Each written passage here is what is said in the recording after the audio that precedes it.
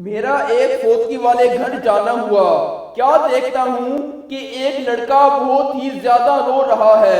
معلوم کرنے پر پتہ چلا کہ جو فوت ہوئیں وہ رونے والے کی والدہ ہیں۔ میں ہکا بکا ایک طرف کھڑا ہو کر سوچنے لگا کہ بھرپور جوانی کے وقت اتنا بے رحم اس نوجوان لڑکے کو آدھا کر دے گا۔ مجھ سے تو اس کا رونا ہی نہیں دیکھا جا رہا تھا، اس کی چیخیں لگتا تھا کہ قیامت لے آئیں گی۔ وہ اکلوتا بیٹا تھا اپنے ماں باپ کا۔ اچانک ایک بھائی صاحب آ گئے، آتے ہی وہ اس سے کھانے کا مینیو پوچھتے ہیں۔ میں حیران ہو جاتا ہوں کہ اس حالت میں وہ کھانا کیسے کھا سکتا ہے، اس سے تو صحیح سے بولا بھی نہیں جا رہا۔ بعد میں پتا چلا کہ وہ ان لوگوں کے کھانے کی بات کر رہے ہیں جنہوں نے گھر افسوس کرنے آنا ہے۔ یہ کیا ہو رہا ہے، یہ چل کیا رہا ہے؟ ان کے گھر کوئی شادی یا سالگرہ کا فنکشن نہیں ہے، بلکہ ایک لڑکی کی جنت اسے چھوڑ کر چلی گئی ہے۔ بجائے اس کے کہ ہم اس گھر کا حوصلہ بنیں، کیا ہم اس قدر بے حس اور گھٹیا قوم ہیں کہ میت والے گھر بھی کھانا پینا نہیں چھوڑتے؟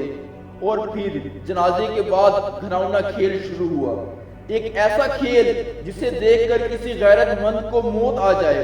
وہی لڑکا جس کی دنیا لٹ گئی، برباد ہو گئی، ہاں وہی لڑکا روتی آنکھوں کے ساتھ بھوکی ننگی لاشوں جن کی عقلوں پر ماتم کرنا چاہیے ان کو کھانا دے رہا ہے۔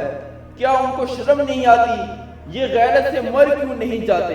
پھر میرے کانوں نے سنا کہ ایک آدمی نے اسی لڑکے کو آواز دی کہ بھائی میری پلیٹ میں چاول ڈالنا۔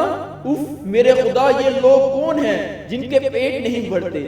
ایسے لوگ دنیا میں ہی مر کیوں نہیں جاتے؟ شرم نہیں آتی اس لڑکے سے کھانا مانگتے ہوئے جس کی ماں مر گئی ہے؟ بجائے اس کے کہ تمہارا ہاتھ اس کے کندھے پہ ہو اور حوصلہ دے رہا ہو، تمہارا ہاتھ چاول کی پلیٹ کی طرف جا رہا ہے۔ کسی دانا کا قول یاد آیا، سب سے غلیظ ترین کھانا وہ ہے جو ہم میت کے گھر کھاتے ہیں۔ ہمیں ترس نہیں آتا یہ دیکھ کر بھی کہ لوگ روتے ہوئے کھانا بانٹ رہے ہیں۔ جی ہاں، میں نے ایسے لوگ بھی دیکھے ہیں جو میت والے گھر سے ناراض ہو کر چلے جاتے ہیں کہ ہمیں کھانا نہیں پوچھا۔ یہی گھٹیا لوگ کھانا کھا کھا کر پھر گندی ڈکارے مارتے ہیں اور اسی میت والے گھر ہنستے بھی ہیں۔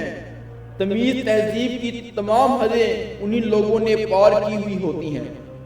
ان لوگوں کو کسی سے کوئی سروکار نہیں، مطلب تو بس اپنا پیٹ بھرنا ہے۔ میں ہاتھ جوڑتا ہوں کہ خدا کے لیے میت والے گھر کا حوصلہ بنے، ان کے غم میں شریک ہوں۔ رونا نہیں آتا تو کم از کم رونے جیسا منہ ہی بنا لیں۔ اللہ پاک ہم سب کو نیک اعمال کرنے کی توفیق عطا فرمائے، آمین بجاہ النبی الامین صلی اللہ تعالی علیہ وآلہ وسلم۔